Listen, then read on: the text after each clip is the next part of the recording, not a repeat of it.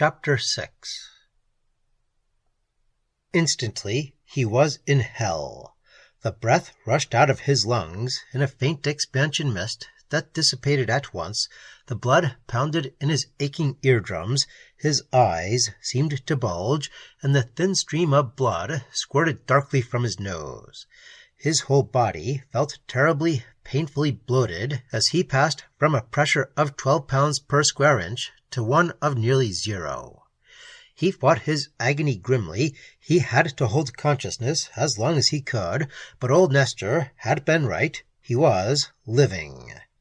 He had a momentary impression of the Peri's green gown billowing up from her glorious body like a balloon, to settle back instantly as the bound air escaped. Then she whirled, eyes wide, mouth open, and straining for air that simply was not there, hands clutching frantically at her gasping throat. She was in full command of her own agile mind, and she sprang convulsively for the archway and the seal. Grimly he thrust her back. She was trying to scream. Her breast rose and fell in futile, soundless, panting gasps. Moisture formed on her forehead and vanished instantly. Swift as a deer, she darted again for the archway, and again he controlled his agony to smash her back. For once in her life, the Peri knew sheer panic. No longer had she the coordination of mind and muscle that might have encompassed escape. Fierce pain and utter fright had robbed her of it, and for a few seconds she could only thrust aimlessly against Keen's braced body, her hands fluttering frantically, her legs pushing convulsively, her lovely, pain-racked, wild green eyes but inches from his own. He had a double task now. He had to hold her back from the entrance, and at the same time keep any part of her twisting body, save her shod feet, from contact with the searing cold of the rocky ground. He clutched her violently against him. Suddenly her struggles grew weaker. Her hands went vainly to her tortured throat. Her hands closed, and she collapsed. They were almost at the airlock of the Red Peri. He saw it fly open. He glimpsed Marco Grandi's appalled face behind his visor, but he had no fraction of a second to lose. He swung the Peri across his shoulder and set off on a staggering run for the limbo, more than 900 feet away, across a vacuum and a cold only less than those of space itself. Grandi could never catch him. No one could run in a spacesuit. The Peri was not light. On Earth she might have weighed 115 pounds, but here it was more like 140. His own weight was greater too, but he felt none of that. The excruciating torment that racked his body erased all lesser tortures. He crashed unseeing through a parade of aluminum feeders, and blood spurted wildly from a tiny scratch on his ankle. And then he was fumbling at the limbo's lock. The door flew open from its inner pressure. He bundled himself and the Peri within, pulled it to, and collapsed as the hissing of the automatic valve sent a heavenly stream of air against his face. He had crossed 1,000 feet of vacuum and still lived. The air pressure reached normal. He fought to his knees, opened the inner door, and dragged the girl through it. She lay with her magnificent hair streaming on the steel floor. Blood trickled from her nose, but she breathed. Keen had work to do. He thrust wide the feed to the underjets, and the ship roared, rising shakily as he peered through the floor port at Marco Grandi plodding desperately across the plain. He let the limbo rise aimlessly. Later he could set a course. He dragged the limp Peri to a chair. About her slim waist he twisted the iron chain from the aft ventilator and locked it with the padlock of Nestor's empty bolometer case. The other end he locked carefully to a handhold on the wall, and only then, laboring and gasping, did he turn his attention to the medicine kit. He poured a half-tumbler of whiskey and forced a good portion of it between the Peri's lips. Still pain-tortured, it was yet agony to him to see the lines of anguish on her unconscious face and to hear the choking of her breath. She coughed weakly from the liquor and moved convulsively as he sprang back to the controls and set the limbo nosing sunward. That was close enough for the present. Later he could lay a course for Titan. The Peri stirred. Her uncomprehending green eyes looked vaguely toward him, and then about the chamber. She spoke. "Frank, Frank, where am I?" "On the limbo." "On the—" She glanced down. Her hand had encountered the chain about her waist. "Oh," she murmured, and stared at it for a full half-minute. When she looked up again, her eyes were quite clear and conscious. You've got me, Frank, haven't you?" "Right where I want you," he said grimly. Strangely, there was no satisfaction in it. He had wanted to see her humbled, but now it was pure pain. "Why aren't we dead, Frank?" she asked slowly. "We were in the airless valley, weren't we? How is it that we still live?" "I'll tell you, Peri. It was old Solomon's idea. Everybody's been believing a lot of superstitions about space, but he figured out the truth. It isn't the vacuum that's dangerous, and it isn't the cold. It's the lack of air. We couldn't freeze, because a vacuum is the best insulator there is. We aren't like that aluminum spade of yours, because our bodies actually produced heat faster than we radiate it away. In fact, it really felt warm to me, as far as I could be conscious of any feeling in that hell. And as for all the gruesome stories of lungs collapsing and all that, every high school physics student sees the experiment of the mouse under the bell jar. An air pump exhausts the jar to the highest vacuum it can attain. The mouse loses consciousness, just as you did, Peri, but when the air returns, it recovers. Its lungs don't collapse because there's no outer pressure to crush them, and its body doesn't burst because the tissues are strong enough to maintain that much internal pressure. And if a mouse can stand it, why not a human being? And I knew I could stand lack of air longer than you." "It seems you could," she admitted ruefully. "But still, Frank, that terrible drop in pressure. I see that we didn't explode from it, though it felt as though we should. But I still don't see why." "I'll tell you, because our tissues are tough. Look here, Peri. The pressure at sea level on Earth is 14.7 pounds per square inch. The pressure on top of Mount Everest is 4 pounds per square inch. That's about 6 miles above sea level. 150 years ago, way back in 1930, open airplanes flew over Mount Everest. The pilots didn't suffer much from lack of pressure. Just as long as they had oxygen to breathe, they could live. Yet from sea level to 29,000 feet, altitude is a drop of 11 pounds per square inch, almost exactly the drop from the pressure in your cave to the pressure outside. The human body can stand that much of a drop. All it really does is cause altitude sickness. As a matter of fact, a pearl diver going down in 4 or 5 fathoms of water meets a greater variation than that. Plenty of South Sea skin divers work in that depth, utterly unprotected.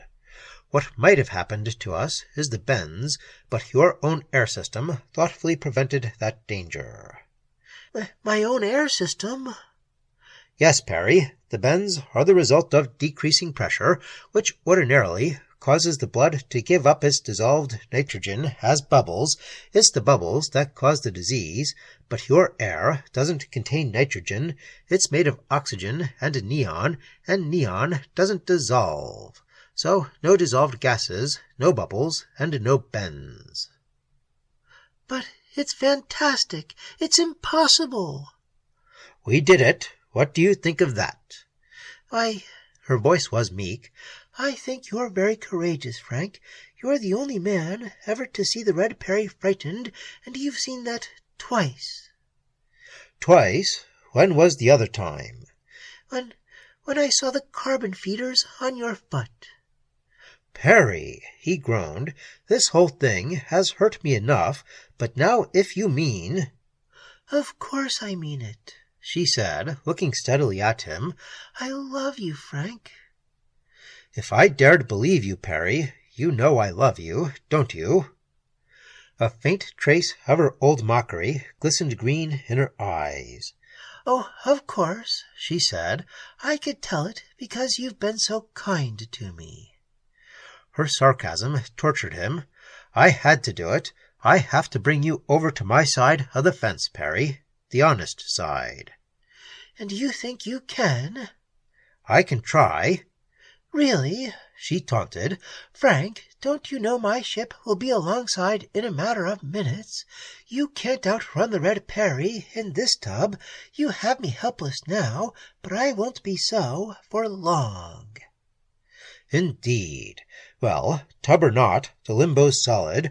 They don't dare blast the ship with you aboard, and if they try to tie up and cut their way in—" He turned narrowed eyes on her. "I'll ram the Peri. As I said, this ship is solid.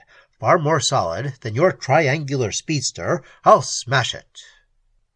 The faint color that had returned to the Peri's face drained out of it. After a moment, she said in very low tones, "What are you going to do with me, Frank?"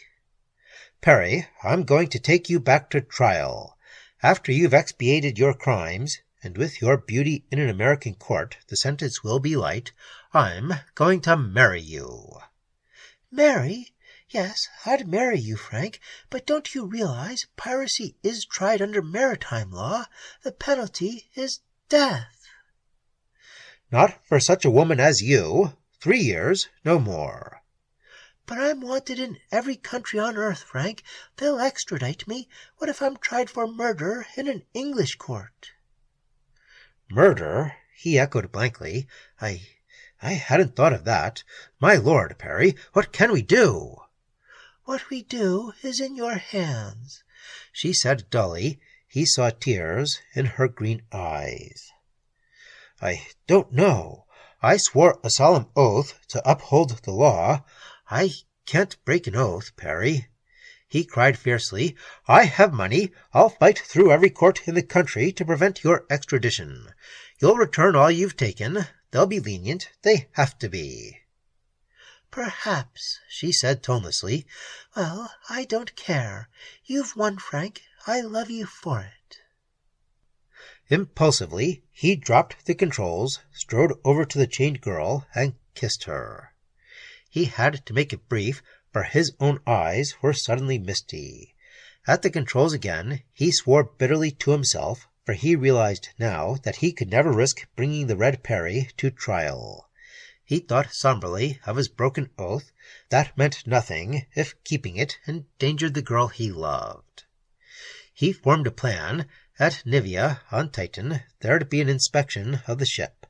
He'd hide the Peri, in a cool jet perhaps, and tell his story without mention of her capture. He'd disclose the location of the pirate base, and let the government rockets rescue Old Solomon and destroy the colony, and then he'd land the Limbo in Iraq. He had friends there who'd keep the Peri safe. He'd fly home and resign his damned official position, and so be free to marry pirate or murderess or anyone he chose, and no one would ever know that the lovely Mrs. Keene had once been the dreaded Red Peri. For the present, he'd let the girl believe he was taking her back to punishment. At least that might frighten her into a respectable life. He smiled and looked up to find the luminous green eyes fixed steadily and unhappily on his face. Before he could speak, the buzzer of the static field sounded the signal that warned of meteors. But meteors were rare indeed out here beyond the orbit of Jupiter. He stared back at the vast black disk of Pluto, and true enough, there was a little flare of light against the blackness that could mean only a rocket blast. Second by second, the flame approached, and the Red Peri rushed toward him as if his own blast were silent. The pirate ship paralleled his course. Suddenly, the annunciator above him spoke. They had trained an inductive beam on it. "Cut your jets!" came the words in a cold, metallic voice that was still recognizable as Marco Grandi's. He had no means of reply, so he bored grimly on. The Red Peri slipped close beside him. "Cut your jets!" came the order, "or we'll blast you!" Keene thought suddenly of the communication system from the pilot room to the stern. If he spoke into that, and if their tubes were sensitive enough, it was possible that their receiver might pick up the induced current. He switched it on full. "Red Peri," he called. "Can you hear me? Can you hear me?" Reply was immediate. "We hear you. Cut your jets." "I won't," said Keen. "If you come a single yard closer, I'll ram you. The Peri's aboard, and if you blast this ship, you'll kill her as well as me." There was a silence. "How do we know she's alive?" asked Grundy's voice. "Watch the forward port," said Keen. He unlocked the chain at the handhold. The girl made no resistance as he led her to the port, following as meekly as a puppy on a leash. "I'll have to make this look serious," he said. "I'm sorry, Peri." He twisted his hand roughly in her glorious hair and thrust her close against the port. After a moment he released her, led her back to her chair, and relocked the chain. "Red Peri," he called, "move away, or I'll ram you. Keep a quarter-mile distance." There was no reply, but the pirate ship slanted silently away. Like a child's model, it hung in the void, tenaciously paralleling his course. But he knew it was helpless. Grundy dared not risk the Peri's safety. Nearly an hour passed before the Peri spoke. "I don't understand you, Frank," she said miserably. "When your life was in danger, I risked mine to save you, but you risk your life to destroy me. Is that what you mean by love?" "I risked mine, not to destroy you, but to save you," he muttered. "Peri, I couldn't bear the thought of your living such a life as you have been living. I want you to be happy." "Happy," she echoed mournfully. "If this is your idea of happiness." She left the sentence unfinished. Hour after hour, the pirate clung grimly beside them. After a long time, Keen slept, trusting to the buzzer to rouse him if Grundy should attempt to cut through. The last thing he saw was the luminescent eyes of the Peri, and they were the first thing he saw on awakening. She sat as if she had not moved. Another day passed. Pluto was a pallid, tiny disk far behind them. Neptune and Uranus were beyond the sun, but Saturn gleamed brightly. All day the Peri was mournfully silent, and when he kissed her before sleeping, she clung to him, almost as if in panic. He remembered that later, for when he awoke, she was gone. Gone! The chain was missing, and only a square of paper, a star chart, lay on her chair. She wasn't on the limbo, and the Red Peri no longer hung silent on the left. He seized the note in a frantic clutch. He read, "Frank, dearest Frank, this is farewell. I love you, and the proof of it is that I could have escaped before this while you slept, but I wanted to stay. I was all but willing to suffer before the law if it meant having you, but I can't, not even 3 years, because I'd die without freedom. I had an iron feeder in my pocket, for I always carry them on raids, as you remember from the Ardkin. It's eating the chain now, but it won't attack chrome steel. Your floors and walls are safe. Frank, if you had weakened, if you had promised me safety, I think I should have stayed, but perhaps then I should have loved you less than I do now. Goodbye." The note was unsigned. She had taken a red chart pencil and drawn a creditable picture of a tiny winged elf, a Red Peri. Keen knew what she had done. There were no spacesuits on the Limbo, for he and Solomon had worn them to the pirate cave. She had signaled her ship, opened the airlock, and braved once more the vacuum of space to fling herself across. When he had finally exhausted his vocabulary of expletives and blasphemies, when he had at last called himself all the varieties of fool he knew, Keen realized what he had to do. He couldn't find her on Pluto, since the Peri would certainly move her base elsewhere for fear he'd direct a government rocket there. But what he could do, what he had to do, was to get a job on an interplanetary freighter, and then wait. Sooner or later, Sooner or later, he repeated grimly, he'd meet the Red Peri again.